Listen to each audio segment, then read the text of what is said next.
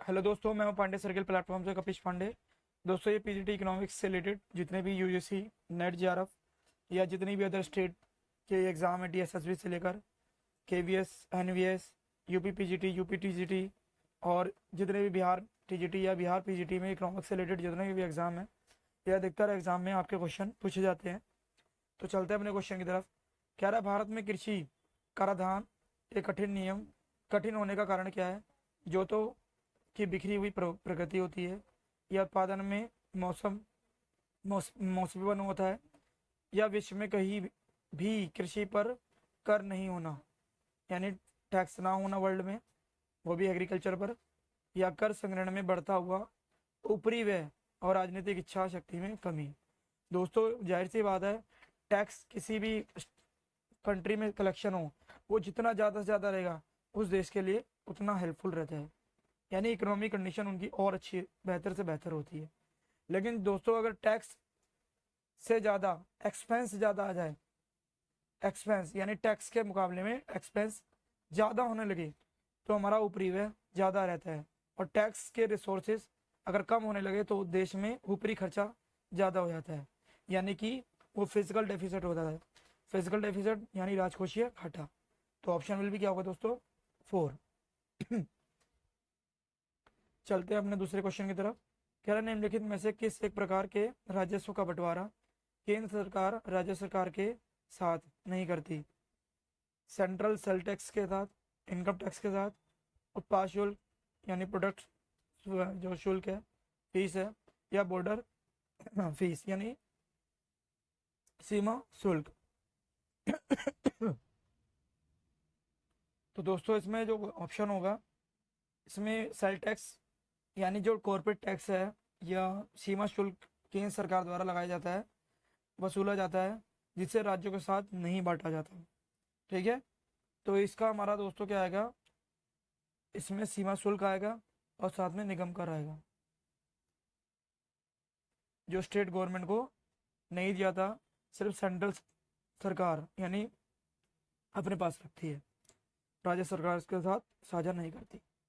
अगला क्वेश्चन है, कह रहा है, जिस कर का दबाव या भार एक ही व्यक्ति पर पड़े उसे कहते हैं, तो उसे कहते हैं direct tax, indirect tax, multi tax या प्रोग्रेसिव टैक्स। तो दोस्तों, उसे बोलते हैं डायरेक्ट टैक्स बोलते हैं। डायरेक्ट टैक्स क्या होता है? जैसे इनकम टैक्स, असेस टैक्स, तो इस पर दिया जाता है, क्योंकि दोस्तों जिस पे कराघात और करापात एक ही व्यक्ति पर लगाया जाता है, वही पे से करता है, उसी को हम प्रत्यक्ष कर या डायरेक्ट टैक्स कहते हैं।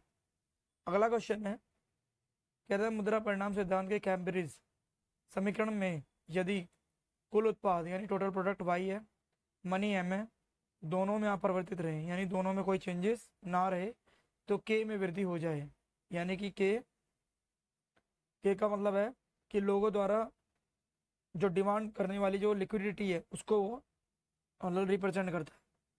तो इसमें ऑप्शन देखना है दोस्तों। कह रहा, निरपेक्ष मूल्य का स्तर गिर जाएगा, निरपेक्ष वैल्यू यानी मूल्य स्तर बढ़ जाएगा, या सापेक्ष मूल्य गिर जाएगा, और इसी का चौथा ऑप्शन है सापेक्ष मूल्य स्तर है वो बढ़ जाएगा। तो इसमें ऑप्शन विल भी क्या होगा दोस्तों? कैम्ब्रिज ने जो मतलब समीकरण दिया था, वो दिया था P बराबर में के अपॉन में M, यानी कि के मतलब क्या है, मैंने लोगों द्वारा जो लिक्विडिटी है मांग को रिप्रेजेंट करता है, वाई हमारा टोटल प्रोडक्ट हो गया, M मनी हो गया। ठीक है, P इजिकल टू, ये समीकरण है कैम्ब्रिज का। तो इसमें ऑप्शन विल भी क्या होगा दोस्तों? जब लोगों की डिमांड ज़्यादा होगी, तो जो उनके पास यानी कि मनी होगी, यानी मनी की लिक्विडिटी ज़्यादा होगी, तभी वो डिमांड कर पाते हैं, तो उसकी वैल्यू क्या हो जाएगी? एब्सोल्युटली क्या हो जाएगा? गिर जाएगा। ठीक है, अगला क्वेश्चन है, कर अपवंचन से तात्पर्य। कह रहा है, गैर कानूनी तरीकों से कर भुगतान या करने की कोशिश, बचत के माध्यम से कर को बचाने की कोशिश, कानूनी तरीके से कर भुगतान से बचाने की कोशिश, या 2 और 3। तो ऑप्शन भी क्या होगा दोस्तों? इसमें मतलब ये बोला का कर अपवचन का तात्पर्य मतलब ये है, मीनिंग ये है कि गैर कानूनी तरीके से जो आप टैक्स का पेमेंट करने से अपने आप को बचाते हैं, यानी जो आप इनकम कमा रहे हैं कानूनी मतलब कानूनी रूप से नहीं, गैर कानूनी रूप से और अपने टैक्स को बचा रहे हैं। तो यही हमारा ऑप्शन होगा, फर्स्ट होगा। कर अपवचन का अर्थ होता है यही कि गैर कानूनी तरीकों से कर को पेमेंट ना करना, यानी टैक्स पेमेंट ना करना। अगला क्वेश्चन है, यदि निर्यातों और आयातों की मांग की लोच इकाई के बराबर हो तब अवमूल्यन हो से है, अवमूल्यन मतलब उसके डेप्रिसिएशन से है, तो भुगतान शेष अनुकूल हो जाएगा, भुगतान शेष प्रतिकूल हो जाएगा, भुगतान शेष अप्रभावित रहेगा, या निश्चयात्मक रूप से कुछ भी नहीं कहा जा सकता। तो इसमें ऑप्शन मिल भी क्या होगा दोस्तों, पेमेंट जो है वो अनुकूल शेष अनुकूल हो जाएगा। इसमें मतलब ये कह रखा है कि जो निर्यात है यानी निर्यात की जो लोच है वो आयात लोच को प्रदर्शन करती है, यानी कि जो AX हमारा निर्यात की लोच को प्रकट करती है और AM हमारा आयात की लोच को रिप्रेजेंट करती है। इसमें बोल रखा है कि अगर AX हमारा यानी कि निर्यात आयात से दोनों को मिलाकर अगर इकाई से कम मतलब इकाई से बड़ी है तो वो अनुकूल है, अगर वो इन दोनों को मिलाकर इकाई से कम है तो वो प्रतिकूल है, अगर ये दोनों बराबर हैं तो इकाई के बराबर है। तो ऑप्शन विल भी क्या होगा दोस्तों, फर्स्ट। अगला क्वेश्चन है, SDR के संबंध में क्या सत्य नहीं है। तो देखो SDR क्या होता है दोस्तों, स्पेशल ड्राइंग राइट्स, यानी कि आपके पास स्पेशल कोई ड्राइंग्स निकालने का अधिकार है, राइट्स है, और ये मतलब जो ये है इंटरेस्ट इंटरनेशनल मॉनेटरी पॉलिसी के द्वारा 1969 में इसे लॉन्च किया गया था।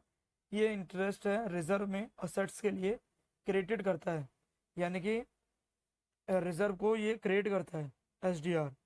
तो इसका ऑप्शन वैल्यू क्या होगा तो दोस्तों, ये कह रहा नहीं है, ये लेखे की इकाई भी है, कागजी स्वर्ण भी इसे कहा जाता है, इसका प्रयोग करने पर सदस्य देशों के साधारण ब्याज देना पड़ता है, लेकिन ये ट्रांसफर इनकम नहीं है, ट्रांसफर आसानी से नहीं होता, इसका ध्यान रखना। इसका थर्ड ऑप्शन होगा। अगले क्वेश्चन की तरफ चलते हैं हम। कह रहा है फ्रीडमैन ने समीकरण दिया है MD अपॉन में P is equal to F RM RB RC plus DP upon DT YP WV। ये कह रहा है कीमत स्तर पर परिवर्तन की दर को व्यक्त करता है। P बराबर ये YP MD upon P 1 upon P DP upon DT। तो दोस्तों इसका ऑप्शन वाले भी क्या होगा दोस्तों, थर्ड होगा MD अपॉन P। ये फ्रीडमैन की समीकरण है, इक्वेशन है। कह रहा है आभासी लगान, आभासी लगान क्या होता है, क्वाजी रेंट होता है, ठीक है। इसमें कह रहा है कि शॉर्ट टर्म स्थायी आधिक्य होता है, यानी सरप्लस आपका ज़्यादा होता है शॉर्ट टर्म में, दीर्घकाल में स्थायी जो होता है वो भी अधिक्य होता है, अल्पकाल में अस्थायी यानी नॉन फिक्स होता है फिर भी सरप्लस का अधिक होता है, दीर्घकाल में यानी लॉन्ग टर्म में फिक्स नहीं होता लेकिन सरप्लस फिर भी रहता है। तो ऑप्शन विल भी क्या होगा दोस्तों, क्वाजी रेंट मतलब जो हमको बताना चाह रहा हूँ ये एक अस्थायी प्रकृति होता है, ये शॉर्ट टर्म के लिए अधिक्य होता है। ये प्रोफेसर मार्शल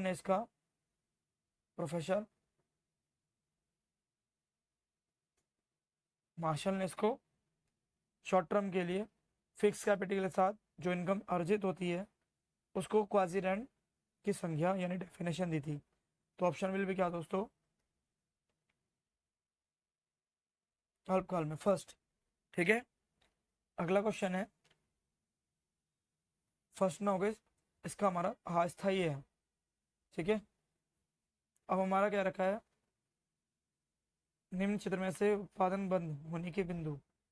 अब उत्पादन बंद होने का ये SMC है, यानी कि short term marginal cost, short term average cost, average variable cost. ये हमारा जो परफेक्ट कंपटीशन के तहत से होता है ये कॉस्ट होता है और ये प्राइस होता है। तो दोस्तों इसमें जो ये ए पे हमारा शॉर्ट टर्म एवरेज कॉस्ट है, बी पे कुछ नहीं है, सी पे हमारा ये दे रखा है। तो ऑप्शन विल भी क्या हो दोस्तों, ये सी होगा इसका, क्योंकि सी पे एवरेज फिक्स कॉस्ट होता है, ठीक है। अगले क्वेश्चन की तरफ हम चलते हैं, जो हमारा 111 निम्न में से कौन एक अप्रत्यक्ष कर नहीं है, यानी इनडायरेक्ट टैक्स नहीं है, ये हमें बताना है। मैंने आपको बताया अभी निगम कर से और सीमा शुल्क और इनकम टैक्स ये डायरेक्ट टैक्स होते हैं, ठीक है। यहाँ तक कि आपका सर्विस टैक्स भी इनडायरेक्ट होता है, नहीं ये इनडायरेक्ट होता है। सीमा शुल्क और निगम कर ये हमारे डायरेक्ट टैक्स होते हैं, प्रत्यक्ष कर में आते हैं।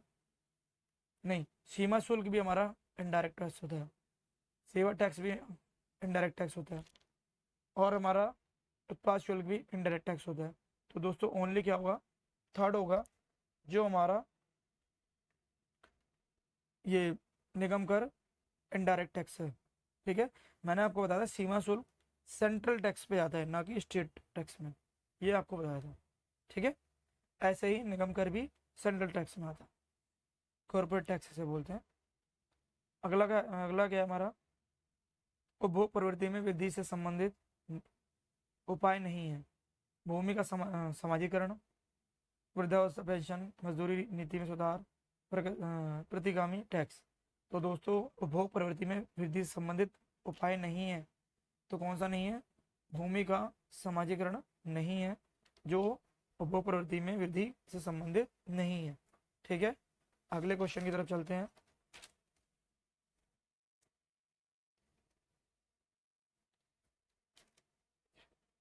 अगला क्वेश्चन है कि जो हमारा ए आर है और एम आर है तथा मांग मांग की लोच से संबंध को दर्शाता है। ई डी बराबर ए आर अपॉन में A R plus M R, E D equal to A R upon में M R plus 1, E D बराबर ए आर अपॉन में A R minus M R, E D बराबर A R minus M R upon में A are. दोस्तों जो A R होता है वो प्राइस को दर्शाता है, ठीक है। तो इसका ऑप्शन विल भी क्या होगा दोस्तों, थर्ड होगा, जो ए आर अपॉन में A R minus M R होता है। अगले क्वेश्चन की तरफ चलते हैं।